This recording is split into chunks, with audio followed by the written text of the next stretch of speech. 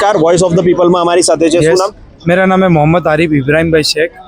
અચ્છા, તો તમે અહીંયા કેટલા ટાઈમથી આ દરગાહ ઉપર આવો છો? હું અહીંયા નાનપણથી આવું છું। મારી મમ્મી પપ્પા અમને લઈને આવે છે દર વર્ષે દર મહિને ઓર શુક્રવારે ખાસ અમે રવિવારના દિવસે રજા હોય ને શુક્રવારની નમાઝ અહીંયા પડવા બી અમે અહીંયા આવીએ છીએ।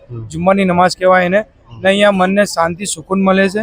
બધી દરગાહ ઉપર લોકો રવિવારે આનંદ બધા ફેમિલી લઈને આવે, એક એન્જોય બી થાય છે ને મનને ભાવના બી સારી લાગે છે। અહીંયા દરેક કોમની વસ્તુ અહીંયા દરેક વર્ગનું કોમ અહીંયા બધા ભેગા થાય છે। અહીંયા હિન્દુ મુસ્લિમોને એવું કંઈ નથી, ભાઈચારો બહુ સારો છે। અહીંયા કોઈ બી કોમ અહીંયા આવી શકે છે, કોઈ જાતનું ફેરફાર અહીંયા કંઈ કરવામાં નહીં આવતી। અને અહીંયા નાના છોકરા રમી બી શકે છે, એવું મસ્ત બનાવેલું છે દરગાહમાં।